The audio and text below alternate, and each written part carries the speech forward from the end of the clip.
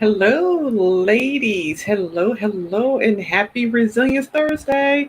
Something that I do on my Facebook page, Twanna Carter Professional Personal Coaching, as well as I do have a free community, anxiety support community for women, and my Thursdays are Resilience Thursdays. Well, we just talk about anything and all things resilience, right?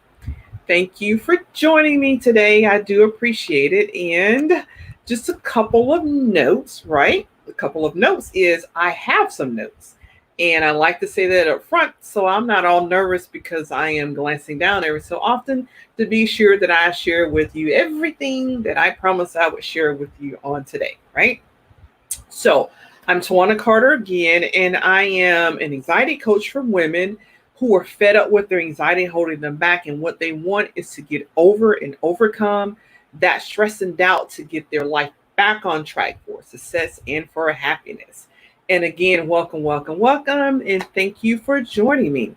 And I always say at the end, but today I'm going to move it up a little bit for everybody that catches me on a replay. Thank you. I do appreciate you for catching me on replay and feel more than welcome to leave me notes and comments because I will read each and every one of them and respond accordingly, right? So, today I'm sharing four more powerful ways to overcome anxiety and fear. If you were with me on Tuesday, you know that I shared the first three. And the number one was breathing because that's the fastest way to derail fear and anxiety, right?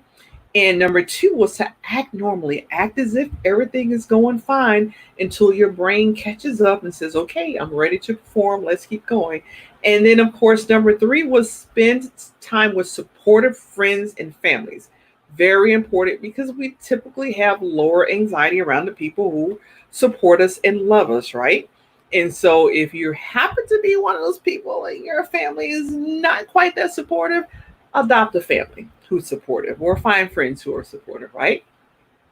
So that's what we talked about on Tuesday. So today is actually part two of a three-part series where we talk about overcoming fear and anxiety and fear. So tomorrow is part three. So do join me tomorrow for part three. I do have a special offer at the end, and I think you'll be very pleased with it. I'm excited about it. It's something I'm just now starting to offer, and I'm fairly excited about that, right?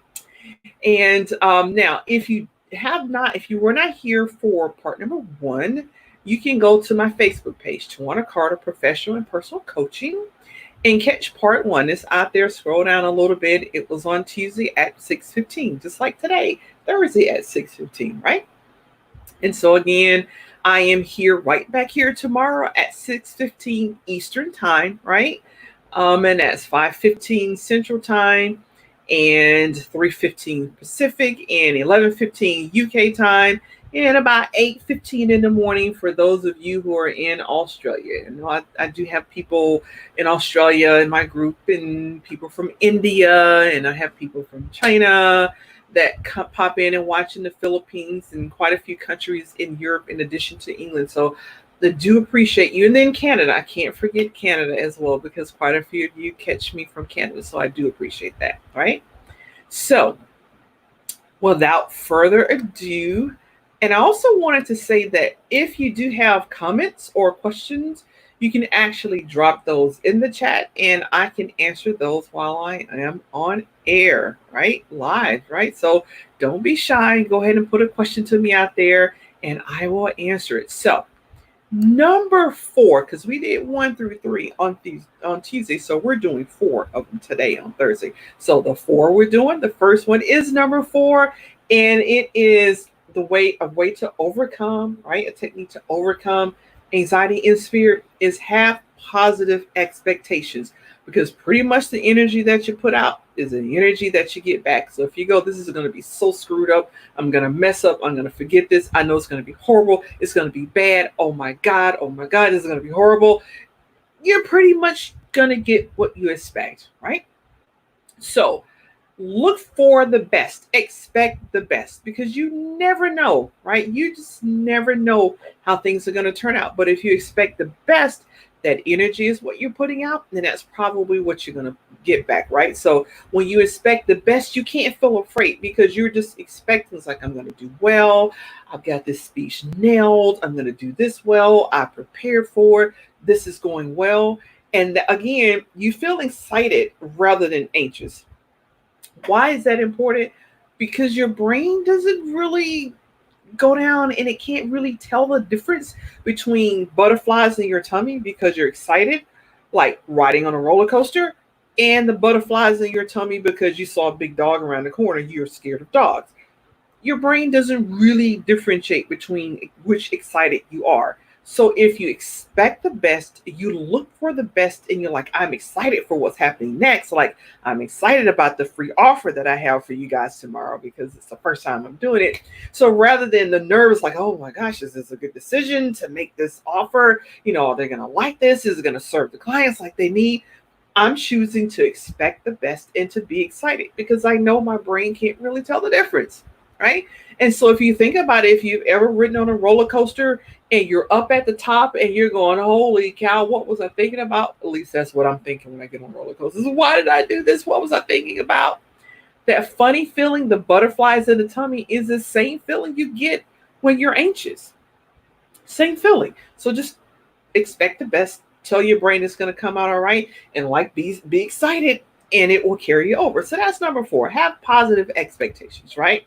And so number 5 is really start small. It is so important. A lot of people fail at goals and they fail at things because they just bite off too much at one time, right? I happen to love chocolate cake. And so people often go, how do you eat an elephant one forkful at a time? Mm-mm. How do you eat a chocolate cake? You eat it one forkful at a time.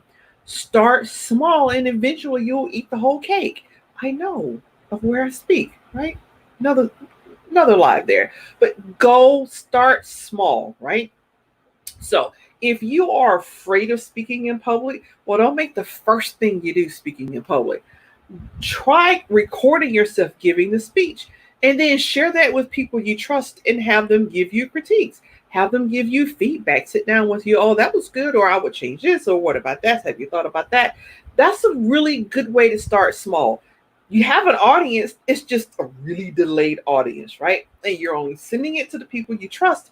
So it's a risk, but it's not a gargantuan risk that will just like freak your brain out when you can't do it. So if you are afraid of speaking in public, record yourself giving whatever speech you want to give and send that off to some people you trust. Have them critique it for you.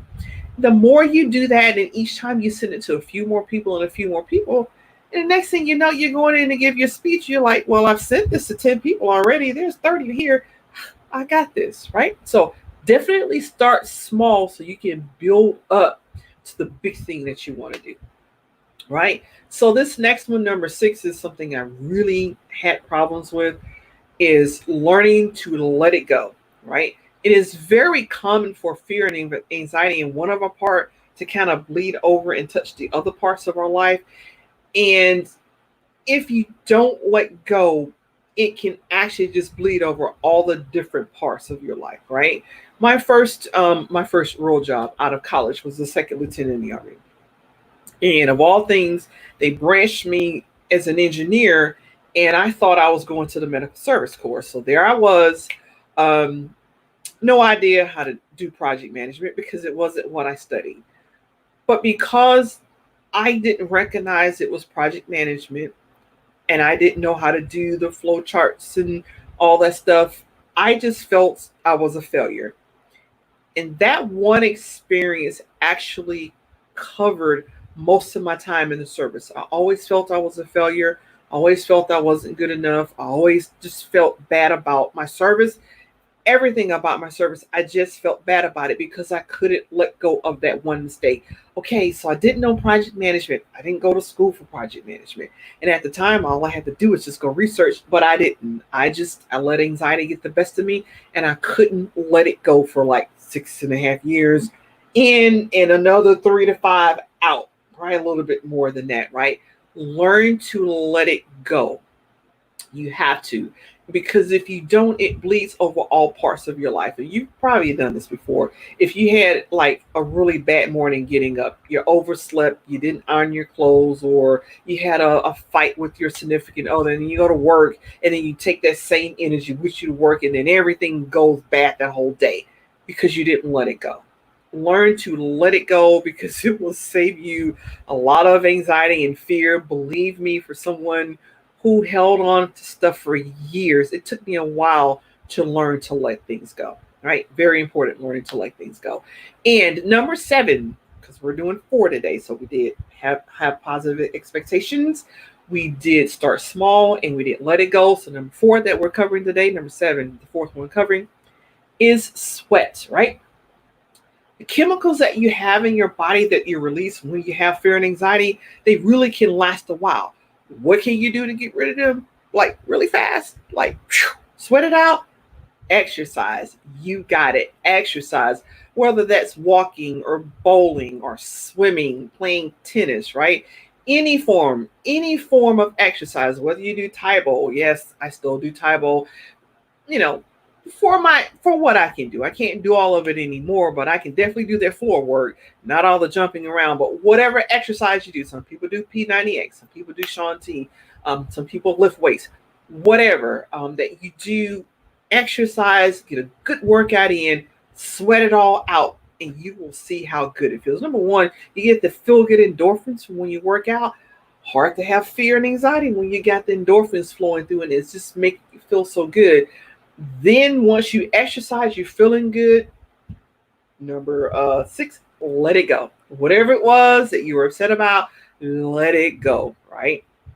So those are the strategies that I had for you today. I said I was going to share 4, and that's have positive expectations, start small, don't start off too big, learn to let things go. If you make a mistake, it's a lesson or blessing.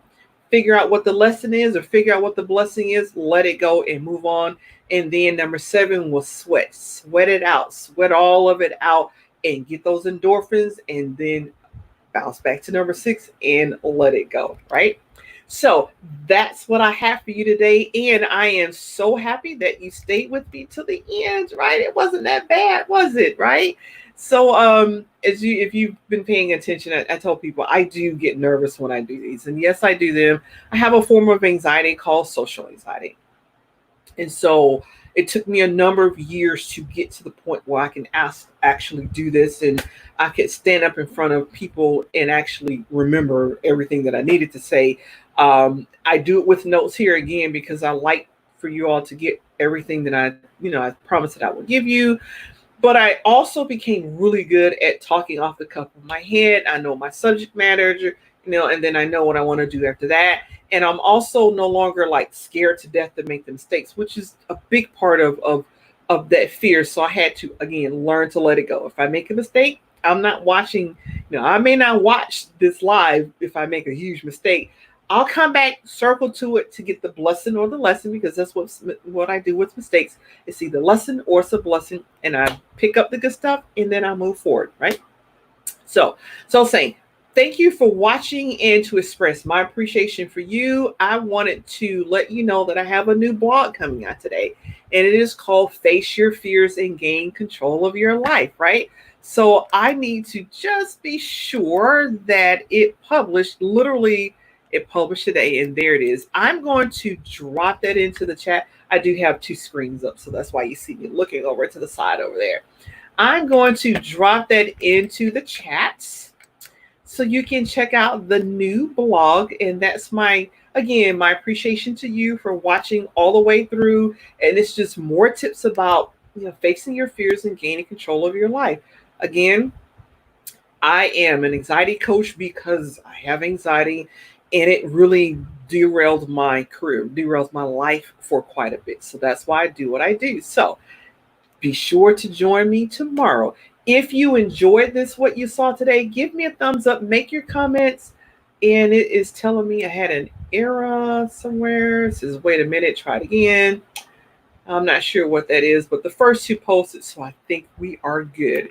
And so do leave comments for me because I do read all of them on YouTube and all of them on Facebook. Enjoy the rest of your evening, everybody. Take care. Bye-bye.